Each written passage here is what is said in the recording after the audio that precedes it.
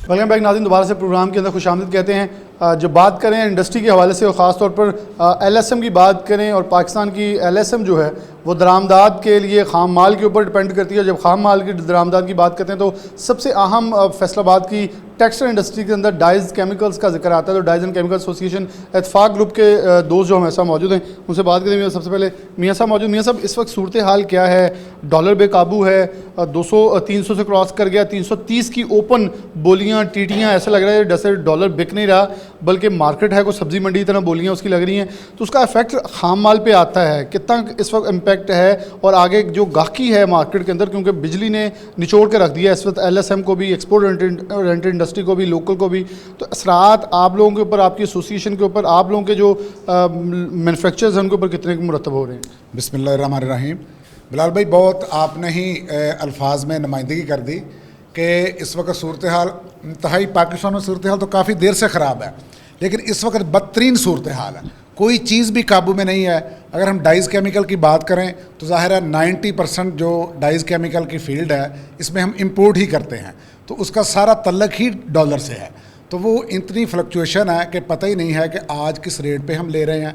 हमने जो अदायगियाँ करनी है, इंपोर्ट की है LCs की, वो किस रेट पे करनी है। इसलिए ब्लैक मार्केट अरूज पे है। जिसके पास बहुत ज़्यादा माल पड़ा उसका अपना ही रेट है और वो सारे असरात इंडस्ट्री पे आते हैं। इंडस्ट्री बेचारी पहले ही इंतहाई बुरी सूरत हाल में है। बिजली के बिल इतने ज़्यादा हो चुके हैं कि इंडस्ट्री वालों के लिए वो वबाले जान है। हमारे दोस्त हैं सारे, जब हम बात करते हैं तो हमें भी उन पे जब जाते हैं इंडस्ट्री में तो बड़ी तकलीफ़ होती है कि वो बिजली का बिल लेके तो बेचारे सर पकड़ के बैठे होते हैं कि किस तरह ये पे करना है। और लगता है कि हुकूमत नाम की चीज़ ही कोई नहीं है, ना पेट्रोल काबू में है ना बल्कि सेनेटर मुश्ताक साहब ने 2-3 दिन पहले बताया टीवी में आके कि जो मुआहदा किया गया है उसके मुताबिक आइंदा एक आध माह में 90 रुपीज़ का पर यूनिट बिजली का हो जाएगा। तो मुझे बताएं इंडस्ट्री किस तरह सर्वाइव करेगी? और हमारे जो पड़ोसी ममालिक हैं, बांग्लादेश है, इंडिया है, श्रीलंका, वो कहीं कम है डॉलर में भी और बिजली के रेट में भी। इसलिए हमारी तो यहाँ नज़र आ रहा है कि कोई चेक एंड बैलेंस नहीं है। बेशक वो पिछली हुकूमत थी, बेशक ये निगरान है और निगरानों का काम तो सिर्फ इलेक्शन कराना है, इनका तो काम ही नहीं है कि ये कीमतें बढ़ाएं। लेकिन बिल्कुल बेकाबू हो चुका है सारा काम और लगता है यहाँ हुकूमत नाम की कोई चीज़ नहीं है। दोस्त और मौजूद हैं, थोड़ा सा आगे आ जाए ताकि बात का सिलसिला जारी रहे। कैसे भाई, आप कैसे देखते हैं इस वक्त, क्योंकि मैन्युफैक्चरर्स हैं, आप लोगों को बिजली के हवाले से काफ़ी चीज़ें और ख़ासतौर पर जब कीमत देनी है, जो मियाँ साहब भी बात कर चुके हैं, सबसे मुश्किल इस वक्त कीमत देना है। किसी को ये मालूम नहीं है कि कल को कीमत क्या होनी है। तो जिसके पास माल पड़ा है वो, इन्होंने भी सही कहा कि वो स्टॉकिंग की पोजीशन में आने की कोशिश करता है कि 10 दिन बाद बिक जाए ताकि पैसे और बच जाएँ। और इस वक्त सूरत हाल नहीं है, सट्टेबाजी हर तरफ अरूज पे है।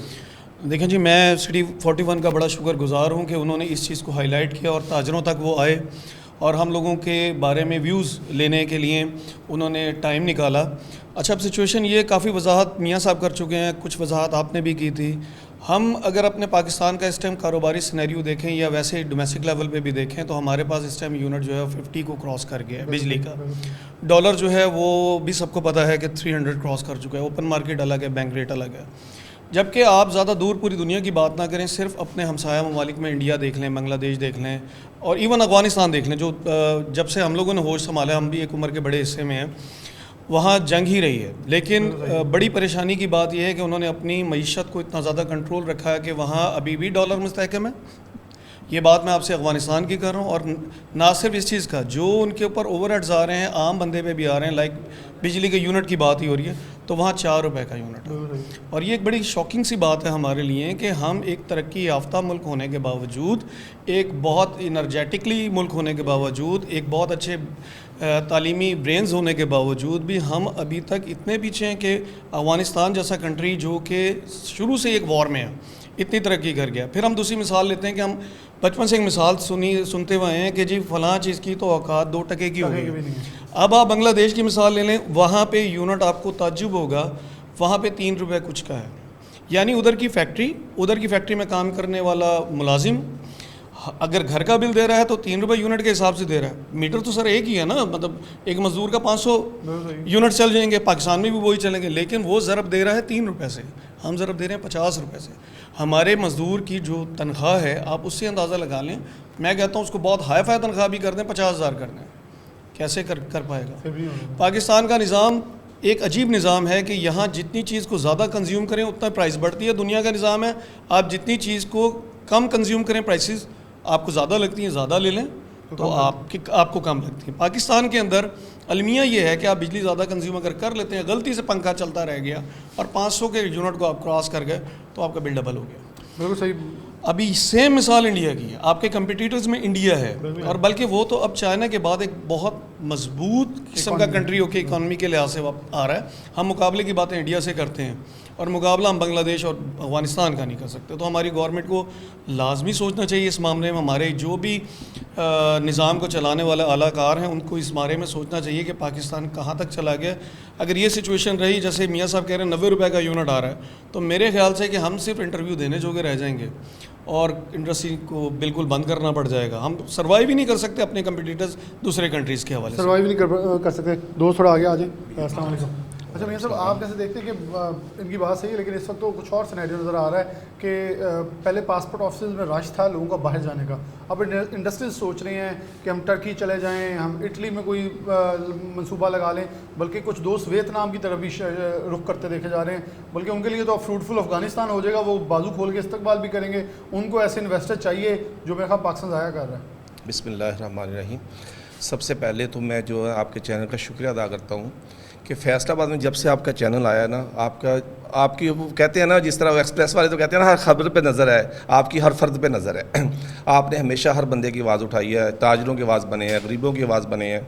तो मैं आपका बहुत शुक्रिया अदा करता हूँ कि आप लोग जो है ना इतने एक्टिव हैं और हर जगह पर पहुँचते हैं और अपना भरपूर हिस्सा अदा करते हैं। दूसरी बात ये, कल मुझे इत्तेफाक हुआ ये एग्जेक्टिव ऑफिस में पासपोर्ट के जाने में, वहाँ पे पहले भी मैं जाता रहा हूँ, वहाँ पे दोस्त थे तो वहाँ पे कोई बंदा नहीं होता था। कल मैं गया हूँ तो यकीन करें वहाँ पे तिल धरने की जगह नहीं, खड़े होने की जगह नहीं, लोग बाहर लाइनों में लगे हुए थे। टोटल जितने हमारे नौजवान यंग जनरेशन है ना, वो तो सारी बाहर जाने के लिए, हर बंदा बाहर जाने के लिए तैयार है, चाहे वो कोई प्रोफेशनल है, चाहे वो बेरोज़गार है, चाहे वो किसी गाँव से है, चाहे शहर से है। वो तो हर बंदा कहता है यार मैं अल्लाह करे किसी तरफ बाहर चला जाऊँ। और क्या यहाँ पे रह के करना भी क्या है, यहाँ पे हर चीज़ डॉलर कंट्रोल में नहीं है, बिजली कंट्रोल में नहीं है और हर बंदा जो परेशान है। आप दुनिया के किसी मुल्क में चले जाए ना, आप लोगों को चेहरे जाकर पढ़ें तो आपको नज़र आएगा कि लोग खुशहाल हैं, फ्रेश हैं। पाकिस्तान में हर बंदा परेशान है, खुदकुशियाँ हो रही हैं, बिजली के रेट से पता नहीं चल रहा। और सबसे बड़ी बात यह है कि जो चीज़ जिसके पास, किसी ताजिर के पास कोई केमिकल पड़ा है, कोई उसने स्टॉक किया है, उसके अपने रेट्स हैं और ऊपर से अलमिया ये है कि वो चीज़ें मिलती नहीं है बाज़ार में। मतलब आप डॉलर लेने चले जाए, डॉलर नहीं मिलेगा, रेट तो गवर्नमेंट ने निकाल दिया 303 रुपये, लेकिन इसके बावजूद 350 में मिल रहा, पाउंड नहीं मिल रहा, यूरो नहीं मिल रहा। इसी तरह आप कोई भी चीज़ लेने चले जाएँ जो इम्पोर्ट होनी है वो आपको मार्केट से मिलनी नहीं है असल प्राइस पे। तो दुख वाली बात यह है कि कोई कंट्रोल करने वाला नहीं है। हुकूमत है यहाँ पे, पहले हुकूमत थी उन्होंने भी बेड़ा गर्क किया, अब आई है निगरान हुकूमत। वज़ीर आज़म साहब कहते हैं कि जी, किसी ने सवाल किया सहाफ़ी ने कि जी अगर पाकिस्तान से लोग बाहर जा रहे हैं तो उनका कुछ करें। वो कहते हैं चले जाएँ, हमें क्या फ़र्क पड़ता है, लोग जाएँ, जिसने जाना चाहे, हम तो नहीं रोक सकते। जब गवर्नमेंट का ये सोच होगी तो वो मुल्क कभी भी तरक्की नहीं करेगा। बिल्कुल। दोस्त और हैं, थोड़ा सा आप आगे आ जाए, हमें दोस्त इधर भी मौजूद। अस्सलाम वालेकुम। अच्छा, बिल्कुल एक तरफ हमें ये सुनने को मिल रहा है, उनकी बात बिल्कुल सही थी मियाँ साहब की कि दुनिया वो ब्रेन ड्रेन का जिक्र भी करते हैं, लेकिन दूसरी तरफ ये देखें हमारे पास आबादी भी माशाल्लाह इतनी का है, हम तो कहते हैं शायद यही चले जाएँ तो शायद बोझ फिर ही कम हो जाए इस मुल्क पे। लेकिन दूसरी तरफ देखें तो जो मौजूद हैं वो भी अब इस बारे में सोचना, संजीदगी से लोग सोचना शुरू हो चुके हैं कि पाकिस्तान के सर्वाइवल। और हुकूमत की तरफ देखें तो उनकी तरफ से फैसला ये लिया जा रहा है जी IMF नहीं मानते, एक जुमला है हमारे पास IMF का, अब तो लोग ये कहना शुरू हो गए हैं कि आप गवर्नमेंट छोड़ दें, हम IMF से खुद ही बात कर लेते हैं। बिस्मिल्लाहिर्रहमानिर्रहीम। आपकी बात बिल्कुल बजा है। एक तो मेरी थोड़ी देर से पहले ना मुलाकात हुई अपने एक दोस्त से, वो कनाडा शिफ्ट हो गया है, उसके साइजिंग यूनिट था बहुत बड़ा। तो वो मुझे कहता है खान साहब छड्डो पाकिस्तान च की रखा वा, करोड़ रुपए या 2 करोड़ रुपए तुम इकट्ठा करो तो बाहर जमा कराओ तो ना पूरी फैमिली ना इमिग्रेशन ना बाहर करा। तो जैसे भी भाई ने भी बात किया, मियाँ साहब ने भी बात की है कि ना सारे लोग जो है ना वो मुल्क पाकिस्तान को छोड़ के जा रहे हैं क्योंकि पाकिस्तान में कुछ नज़र नहीं आ रहा। ठीक है, अब बिजली का यूनिट जो है, अब मेरे पास मेरी फैक्ट्री है, एक मैन्युफैक्चरिंग का यूनिट है, वहाँ पे मैंने ना कुछ काम कंस्ट्रक्शन का चल रहा है तो जो मज़दूर वहाँ पे लगे हुए, कोई दिहाड़ी में है, जो भी है, वो रोज़ाना दूसरे दिन आके, बल्कि जब ये बिलों की तारीख ख़ास तौर पे आती है तो पैन एडवांस दे दो, बिजली का बिल उतारना। सिर्फ एक बात है, ना खाने की बात है, ना दूध लेने की बात है, ना बच्चे को कुछ देने की बात है, सिर्फ एक बात है। मुझे याद है, मैं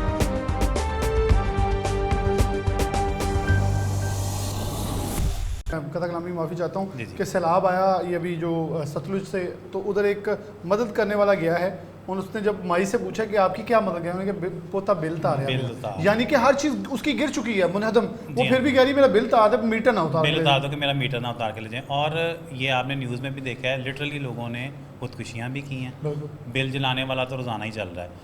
तो असल में मैं चाह रहा था थोड़ा सा सोल्यूशन की तरफ जी, से ना, जो बिल्कुल, मेरे बिल्कुल जहन में है उसमें है कि सबसे पहले जो प्रॉब्लम फेस कर रहा है पूरा पाकिस्तान ही, वो है बिजली के यूनिट्स का जो रेट इतना ज़्यादा बढ़ गया है। सबसे पहले गवर्नमेंट को चाहिए कि ना बिजली में ना रिलीफ दे। अब जो रिलीफ वाली बात है, अभी पता चला था कि 400 यूनिट तक, मैं कल परसों ये न्यूज़ सुन रहा था, उसमें कहा कि जी 400 यूनिट तक जो है ना वो रिलीफ देना है।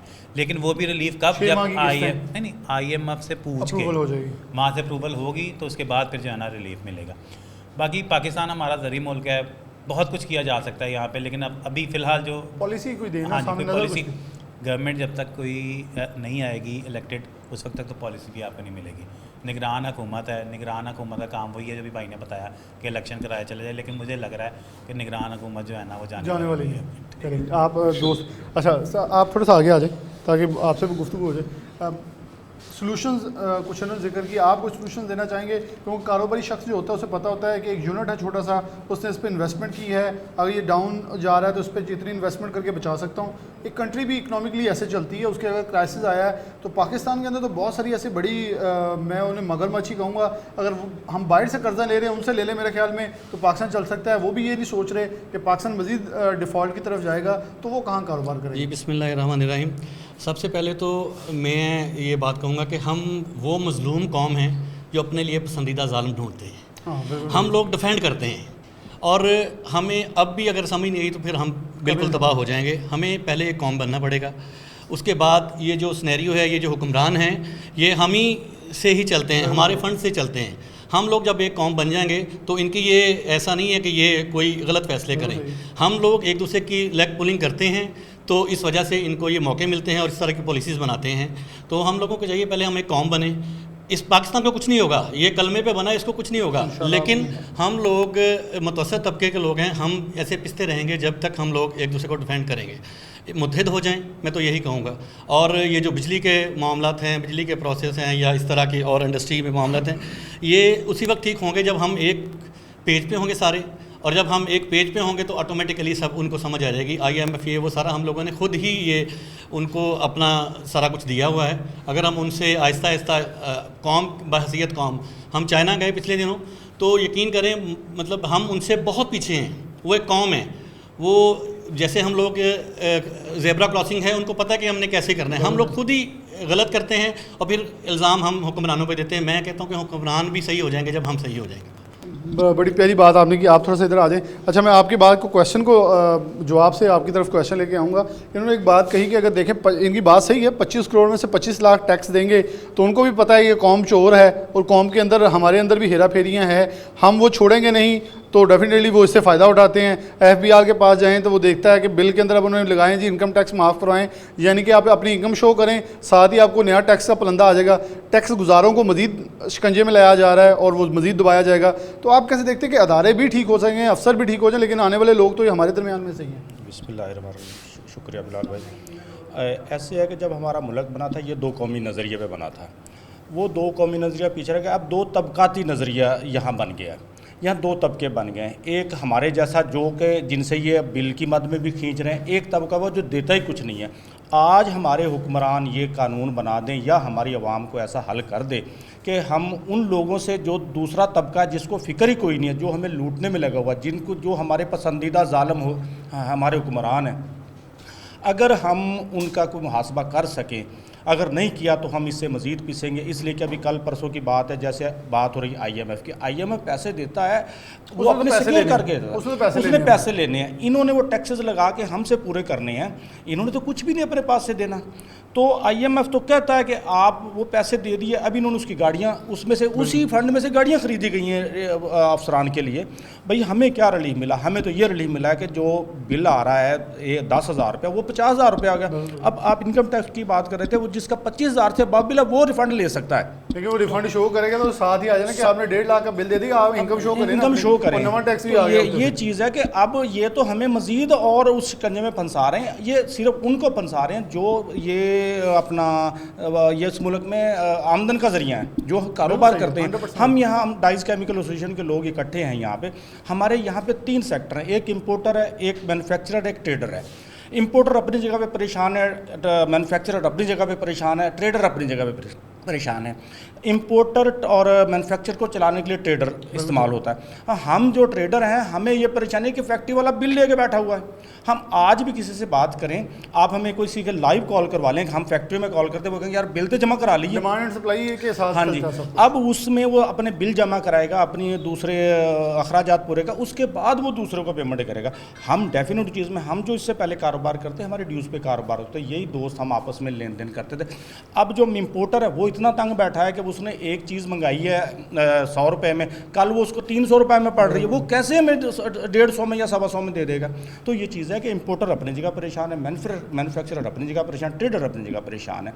ये जब तक कोई इसका मुस्बत हल नहीं निकलता या कोई ऐसा हमारे बाज़मीर लोग इक़्तिदार में नहीं आते या हम अपने चोर, हमारा चोर जिंदाबाद उनका चोर मुर्दाबाद, ये काम ख़त्म नहीं होता किसी दयानतदार तबके को और अपने आप को ठीक नहीं करते, जब तक मेरा ख्याल है कि हम इस मुल्क को नहीं सही चला सकते। हम हुक्मरानों को तो मोर्द इल्ज़ाम ठहराते हैं, हमें अपने आप ये ज़िम्मेदारी कबूल करनी चाहिए, अपने तौर पर ऑनेस्ट होना चाहिए, अपने एथिक्स को बेहतर करना चाहिए, अखलाकियात को बेहतर करना चाहिए, कारोबार के तरीक़ों को हमें बेहतर करना चाहिए। तो उम्मीद है कि अगर हम अपने अखलाक को बेहतर करेंगे, हम दुनिया की सारी दुनिया की मिसालें होते हैं, उनके अखलाक बहुत अच्छे हैं। भाई ने कहा ज़ेब्रा क्रॉसिंग वो तरतीब से गुजरते हैं, भाई हम तो यहाँ गुजरते ही नहीं हैं। गलती तो हमने खुद से शुरू की हुई है। हमें जब तक इनको असूलों को नहीं अपनाएंगे और जो ये करप्ट हुक्मरान को नहीं पीछा छोड़ेंगे इनका, तो ये हमें ऐसे ही लूटते रहेंगे। हमें सोचना चाहिए बहैसियत कौम, ताकि हमारे कारोबार और हमारा मुल्क चलता रहे मुल्क, इंशाल्लाह अल्लाह पाक खैर करे। लेकिन यहाँ से जो हमें एक करक्स निकला उसके अंदर ये चीज़ें बिल्कुल सर फहरिस्त हैं कि इस वक्त जब कौम बाहर आई है बग़ैर किसी लीडर के, तो बहुत सारी सियासी जमातें उठकर इनको लीड करना चाह रही हैं। आप देखें तो PDM में से भी बहुत सारी हुकूमतें जमातें हैं, दीगर सियासी जमातों के कायदीन भी सामने निकल के एहतजाज करें ताकि इस सारे निकले हुए एहतजाज को अपने कंट्रोल में किया जा सके। लेकिन इस बार अच्छी चीज़ ये है कि अवाम अपने लिए ख़ुद निकली है और ताल अभी भी किसी भी अवाम ने किसी चीज़ की तोड़ फोड़ नहीं की। मेरे ख्याल में अवाम के लिए सबसे गुड चीज़ भी और मुस्बत चीज़ भी है कि वो निकल के अपना रुख मुतय्यन ख़ुद करें, ताकि आने वाले दिनों में अपने आने वाले मुस्तकबिल की जो एक लाहे अमल है उसको तरतीब दे सकें। ब्रेक लेंगे, दोबारा हाजिर होते हैं।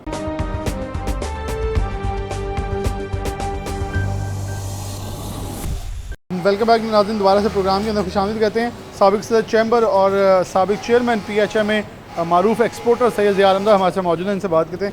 शाह जी, इस वक्त यूनिट चल रहा है, अल्लाह करे मैं तो दुआ करूँगा ये यूनिट्स बाहरों के साथ चलते रहें।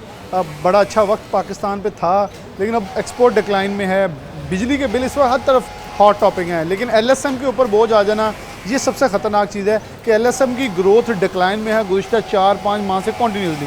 क्या हालात हैं इस वक्त? आप इंडस्ट्रियलिस्ट हैं, बड़े ऑर्डर्स एक्सपोर्ट कर रहे हैं, क्या इसमें तकलीफ़ आ रही है, प्राइसिंग में कोई इशू आ रहा है इस वक्त, और किधर हम जा रहे हैं? बिस्मिल्लाहिर्रहमानिर्रहीम। पहले तो आपका बहुत बहुत शुक्रिया कि जब भी इंडस्ट्री के ऊपर कोई इश्यूज़ आए हैं तो आपने हमेशा उसको हाईलाइट किया है। मैं सर सबसे पहले तो आपको ये बताऊं कि महंगाई इस कदर बढ़ चुकी है कि वो इंडस्ट्री हो, वो घर हो या कोई भी ऑर्गेनाइजेशन हो, उसका चलना नामुमकिन है। हमने जून में अपनी सारी लेबर के को 28% according to law of Pakistan prices increase की थी। जब मैं कैलकुलेट करता हूँ तो वो सारे की सारी जो हमने इंक्रीज़ की थी वो बिजली के बिल की सूरत में गवर्नमेंट ऑफ पाकिस्तान वापस ले गई है। तो मैं समझता हूँ इस महंगाई के दौर में ये लेबर खाएगी कहाँ से, ये बिल कहाँ से देगी, ये कल को गैस के बिल बढ़ा रहे हैं वो कहाँ से देंगी, ये पेट्रोल जो बढ़ा रहे हैं वो कहाँ से देंगी। इसके साथ साथ अगर मैं इंडस्ट्री पे आ जाऊँ तो आपके सामने 24-25% इंटरेस्ट रेट है। बिजली की प्राइस बढ़ा दी है, जो 12-14 रुपये यूनिट थी साबका दौर में, आज वो 40 रुपये यूनिट पे ले गए हैं। यही गैस जो हमें मिलती थी 1000 रुपये MMBTU, वो 3700 MMBTU पे ले गए हैं। यही GST जो हमें 24 घंटे में वापस होता था वो भी वापस नहीं आ रहा। हमारा जो इंटरेस्ट रेट है वो इतना बढ़ चुका है कि जिन फैक्ट्रियों के ऊपर लोन है उनका चलना नामुमकिन है। ये वो सारी वजूहात हैं जिनकी वजह से हमारी इंडस्ट्री जो है वो बंद हो रही है और एक्सपोर्ट जो है वो कम हो रही है। मैं लास्ट टाइम भी कहा था कि जितनी इन्होंने IMF से, इसके अलावा सऊदी अरब से, UAE से और कतर से जितना इन्होंने टोटल डॉलर पकड़े हैं उससे ज़्यादा डॉलर जो है इन्होंने एक्सपोर्ट में और फॉरेन रेमिटेंस में ज़ाया कर दिए हैं। ये सारा पॉलिसी का इशू है और इस वक्त आपके सामने पूरा पाकिस्तान जो है वो बिजली के बिलों से परेशान है। ये बिल दे नहीं पाएंगे। उसकी वजह यह है कि ये बिल देंगे या बच्चों को खाना खिलाएंगे। इसलिए मैं समझता हूँ कि फौरी तौर पे इनको अगर अकल नहीं है, अगर इनको मुल्क चलाना नहीं आता, एक टांगे वाला टांगा चला के, एक वैगन वाला वैगन चला के अपना घर चला सकता है। एक लेबर जो है वो 8-10 घंटे काम करके अपना घर चला सकते हैं, तो ये इतना बड़ा मुल्क जो है वो क्यों नहीं चला सकते। ये प्योर मैं समझता हूँ कि ये कैपेबल नहीं है, इसलिए ये हमारे मुल्क का बेड़ा गर्क हो रहा है। शाह जी, डॉलर बेकाबू है, ख़ाम माल उसके ऊपर डिपेंड होता है, छोटी सी जिप से लेके बटन से लेके एक धागे तक बाहर से इंपोर्ट हो रहा है। दूसरी तरफ देखें तो एनर्जी सोर्सेज के अंदर आप गैस के ऊपर जाएं तो आपने भी बताया कि मैंने तो कनेक्शन कटवा दिया क्योंकि इतने ज़्यादा सिक्योरिटी और सब कुछ है नाकाबिले कबूल है। दूसरी तरफ बिजली महंगी है, हर चीज़ जब इतनी है तो फिर आकर सोल्यूशन क्या नज़र आ रहा है? सर देखिए, सबसे पहले तो हमने जो PTI के दौर में कन्विंस किया था मैनेजमेंट को, वो यही था कि जो हमारे एरिया में रिलेटिव कंट्रीज़ हैं, कम्पिटिटिव कंट्रीज़ हैं, जिस तरह इंडिया और बांग्लादेश है, वो गारमेंट का बिज़नेस हमारे साथ करते हैं, या वियतनाम है, तो हमारे जो रेट हैं बिजली के, गैस के, वो वही होने चाहिए जो इन मुल्कों के हैं। लेकिन अगर मैं कंपैरिजन, जिस तरह मैंने पहले ही बात की थी कि इस वक्त बांग्लादेश में 12.5 रुपये पाकिस्तानी रुपीज़ और इंडिया में 15 रुपये पाकिस्तानी रुपीज़ के लिहाज से ये पर यूनिट बिजली अवेलेबल है। अब आप मुझे बता दें कि हम 4 गुना महंगी बिजली लेके हम उनका कैसे मुकाबला कर सकते हैं। अब आपकी बात आई कि इसका सलूशन क्या है। सलूशन बड़ा सीधा सा है, लेकिन चोर चोर को नहीं पकड़ सकता। सबसे पहले जो हल इसका ये है, मुझे बड़ी अच्छी तरह याद है कि मैं जब फेस्को के हम बोर्ड में थे तो हमने कहा कि जी बताएं लाइन लॉसेस क्यों हैं। उन्होंने हमें बताया कि 71 फीडर हैं जिनके ऊपर 40% से ज़्यादा लाइन लॉसेस हैं। उनकी हमने पहले 16 घंटे लोड शेडिंग कर दी। उसके बाद उनको बुलाया कि अगर आपको 24 घंटे बिजली चाहिए, हमारे साथ आप एडवांस बिल दें, दोबारा साइन करें और हम आपको बिजली दे देंगे। मसला ये है कि जो हमारे वज़ीर आज़म साहब हैं वो हैं कोयटा के, 70% चोरी है वहाँ पे। हैदराबाद में चोरी है, सखर में चोरी है, फाटा में बिल नहीं देते लोग, कश्मीर में बिल नहीं देते। वो सारे का सारा जो जुल्म है वो हमारे ये पंजाब के इन 5-6 डिवीज़नों पे होता है। तो मैं समझता हूँ चोर चोर को नहीं पकड़ सकता। ये हमारे स्पुर्द करें, 24 घंटे में बिजली का मसला हल कर देंगे। हम वो बंद कर देंगे ऐसे फीडर जिनके ऊपर चोरी है। जो लोग बिजली पे कर रहे हैं उनके ऊपर आप चोरी डाल रहे हैं। आप जो लोग ईमानदार हैं, अपने बिल दे रहे हैं, उनको आप चोरों का हिस्सेदार बना रहे हैं। मैं समझता हूँ गलत पॉलिसीज़ हैं, इनको इमीडिएटली वो सारी की सारी लाइनें बंद करनी चाहिए जिनके ऊपर चोरी हो रही है। अल्लाह के फजलो करम से 48 घंटे में ये मसला हल हो जाएगा। जी, इसका मतलब फिर वो जो वज़ीर आज़म ने एक साइन करके काबीना के पास चीज़ पड़ी हुई है कि सूबों को मुंतकिल कर दी जाए पावर। पंजाब के 4 डिस्कोज, मैपको, गैपको, लेस्को और फेस्को, पंजाब की बिजली जितनी भी है से प्रोवाइड करके अपना वजन उठा सकते हैं। फिर तो सर पंजाब का इशू ही नहीं है, ना एस्को का इशू है, ना गैपको का इशू है, ना फेस्को का इशू है, ना लेस्को का इशू है, ना मैपको का इशू है। पंजाब की किसी का इतना बड़ा इशू नहीं है। इशू शुरू होता है हेस्को से, इशू शुरू होता है सेस्को से, इशू शुरू होता है कैक्सो से, इशू होता है फाटा के एरिया से, इशू शुरू होता है कश्मीर के एरिया से। तो मैं समझता हूँ, देखें ये एक मुल्क है, लेकिन इस मुल्क में किसी इंडिविजुअल के नहीं बल्कि कोई भी किसी शहर में हो, मुल्क के किसी भी हिस्से में हो, वो बंदा जो चोरी कर रहा है, जो बिल नहीं दे रहा, उनके कनेक्शन काटे जाएं और जो लोग पे कर रहे हैं वो चोरी निकाल के बाकी हम बिल देने को तैयार हैं। अच्छा, ये एक्सपोर्ट और इंटर इंडस्ट्री का आगे फ्यूचर देख रहे हैं, क्योंकि आपने खुद बताया, क्योंकि इसकी मसाइल आपने आइडेंटिफाई कर दिए, सलूशन की तरफ थोड़ा सा आएँ तो क्या एक्सपोर्ट और इंडस्ट्री ओरिएंटेड इंडस्ट्री के अंदर पास मसल्स मौजूद हैं कि वो वही दिन दोबारा देखें? क्योंकि अभी देखा है गौहर एजाज साहब कह रहे थे कि हमारे पास जो टारगेट्स हैं वो $80 बिलियन के पावर मौजूद है। तो यार गौहर एजाज साहब का काम जो है वो टेक्सटाइल इंडस्ट्री तो है नहीं, उनका काम जो है वो इस वक्त ज़्यादा उनका जो तवज्जो है वो अपने जो उनका वो टाउन है, मुझे ज़हन में नहीं आ रहा, प्रॉपर्टी में है, ठीक है, वो उनका ज़्यादा इस वक्त एक्सपीरियंस प्रॉपर्टी में है। इंडस्ट्री के ऊपर आके वो ऐसे ही बैठ गए तो उसका तो उनको कोई फ़ायदा नहीं होगा, उल्टा हमें नुकसान होगा इस तरह के बंदों को ऊपर। लेकिन टारगेट्स क्या अचीव किए जा सकते हैं कि पाकिस्तानी इंडस्ट्री के पास इतने मसले मौजूद हैं कि सस्ती बिजली हो, ख़ाम माल सस्ता हो, जहाँ फ्रेड रेट कम हुआ है, जहाँ कुछ चीज़ें कम भी हुई हैं, वहीं अगर हम इसे थोड़ा सा बढ़ाएँ या ऊपर देखें तो हमारी एक्सपोर्ट इंडस्ट्री टेक्सटाइल इंडस्ट्री $30-40 अरब से ऊपर जा सकती है बड़े आराम से। 31 बिलियन डॉलर हम छू चुके हैं, ठीक है, 21 बिलियन डॉलर टेक्सटाइल का था। हमारी इस वक्त जो इंस्टॉलेशन है वो बिल्कुल हम 40-50 बिलियन डॉलर को आराम से छू सकते हैं। लेकिन प्रॉब्लम ये है कि गैस बिजली हमें विद इन कम्पिटिटिव रेट पे मिले और चोरों को पकड़ा जाए। चोर को नहीं पकड़ सकते, ये बहुत वाज़ेह है।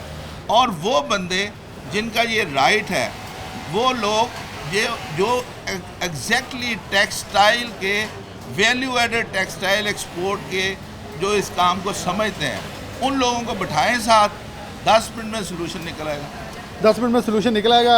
सैयद ज़िया आलमदार की आपने तफसीली गुफ्तगू सुनी, उन्होंने कहा जी एक्सपोर्ट और एंट्री इंडस्ट्री जो है $40 अरब से भी ज़ायद की पावर मौजूद रखती है। इंस्टॉलेशन इतनी मौजूद है, मज़ीद भी हो जाएंगी। इंडस्ट्रियलाइजेशन का सोचें, इंडस्ट्री को बचाने का सोचें, रिलीफ का सोचें। ये मत सोचें कि आम आदमी को रिलीफ देना है, बल्कि ये सोचें कि आम आदमी को रिलीफ देने वाली जो इंडस्ट्री है वो कमा के उसे देगी तो घर के घरेलू अखराजात पूरे होंगे, तो सब कुछ नॉर्मल होगा। लेकिन मसला इस वक्त इनका कहना है कि बद इंतज़ामी है और ऐसे लोगों का होना है जो कि इस पाकिस्तान के लिए फ़ायदा मंद नहीं बल्कि नुकसान साबित हो रहे हैं। इसी के साथ प्रोग्राम न्यूज़ नेट से जा दीजिए। अल्लाह हाफ़िज़।